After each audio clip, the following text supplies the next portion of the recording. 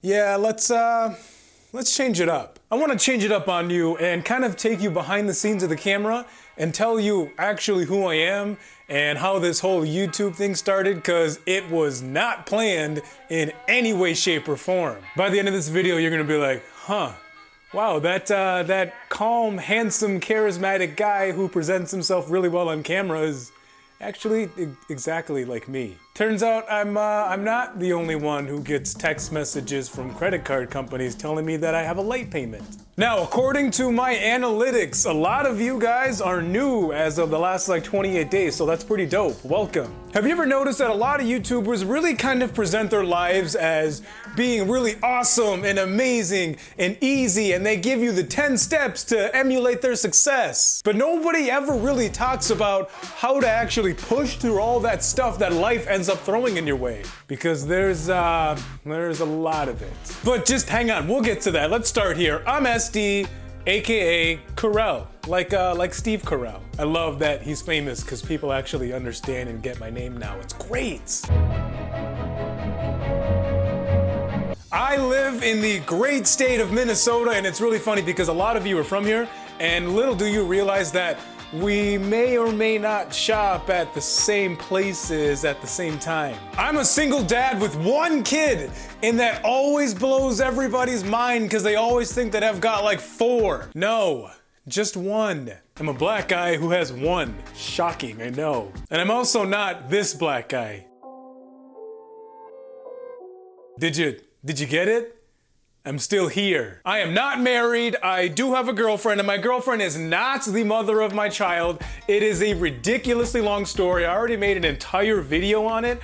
I'll put it down there in the description. And as a heads up, yes, black guys can get full custody of their kids. And you know what's real fun? Explaining that to teachers and doctors, or when you have a doctor's appointment, you go in the office with your kid and you sit down and they're like, should we hold off until mom gets here? And I just want to be like, yeah, we can wait around if you want, but bruh, we're gonna be waiting for a while. I have absolutely no background in tailoring or clothing alterations. Yo, I worked in the restaurant industry for 10 years, and I finally just got fed up and tired of doing the same thing. Well, one day I decided to learn how to use a sewing machine because I hated how my clothes fit. And then I thought it'd be a good idea to teach you how to do the same thing, but we're getting ahead of ourselves. We'll get to that. Now, when I was at my serving job, I would see these same people year after year after year, eating the same thing, drinking the same beer, sitting in the same spot. Absolutely nothing would change. And I would work with the same people year after year too, and they would always just complain about the same things. Oh man, my tip sucked.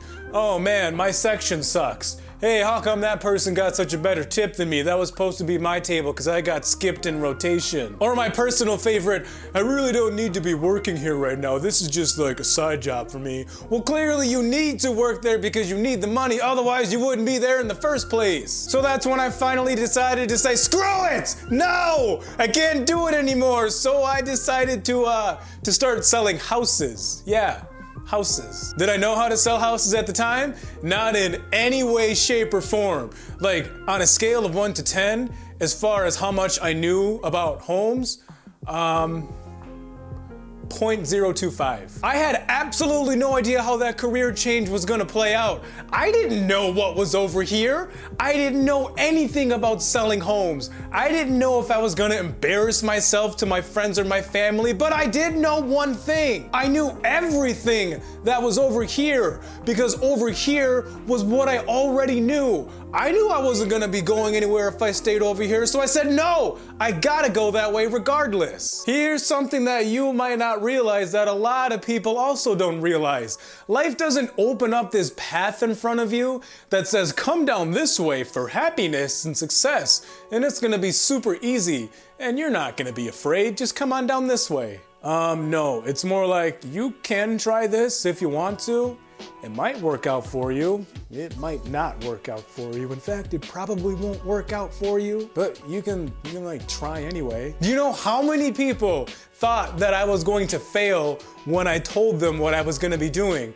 There was one person in particular that I will never forget because she was asking my significant other at the time questions about what it was that I was getting into, and I could kind of read between the lines a little bit because she's like, yo, this dude sold pizza. Why is he gonna start selling houses? It doesn't click. It doesn't make any sense to me. Well, guess what? Guess who didn't fail at it? Guess who was actually really good at it? And do you know why I was really good at it? Because it's just this. It's just communication between myself and another person. But hang on, SD. How did you go from selling houses to being a YouTuber? Well, it's a funny story. What happened was, when I was a realtor, I would make videos about real estate, and I realized, hey, I really like making videos, but I don't really like what it is that I'm talking about. I would make videos about like FHA loans or how to have a home. There's a giant cat out the window. Or the home inspection process. And I hated talking about those subjects, but I liked making videos, so then I decided, why don't I instead make a personal brand? So then Stylish Dad was born, and as a lot of you might realize, I started out making them bro videos that everybody makes and everybody's tired of watching. How to pick up more girls. How to be hotter in 7 days. Man, I am way too old for that nonsense. Do you have any idea how much of a rift all of those videos caused within my family? They all looked at those videos and they said, that's what you were doing right now? That's what you're making, bro? You are way better than that. Why are you making bro videos? Let kids make bro videos because kids want to watch those videos. But grown-ass men? No, they don't want to watch that. But one thing that was consistent was the fact that I wanted to make sure that I was always that relatable channel. I want to be that channel with that guy on there that you can relate to. The one who also knows what it's like to have 1 or 2 or even 3 part-time jobs at a single time and you still kinda struggle to make it. Or even having to like decide between paying your phone bill and your car insurance, cause, oh great, both of them are due on the same day. So which one am I gonna let lapse for like a few days or a week or 2 weeks? Like, I get it, I've been there. And what can I do differently than every other men's lifestyle channel out there? Well, I don't see too many of them teaching you how to tailor your baggy clothes. Most tailoring tutorials are old women and it's kind of awkward. I know what it's like to hate wearing baggy clothes, and I also know what it's like to not have a lot of money to spend on your clothes, which is exactly the reason why I preach Target clearance so much. You can go there and spend $2.88 on a shirt. Cat's back again. So Stylish Dad was born. SD out, deuces! Son.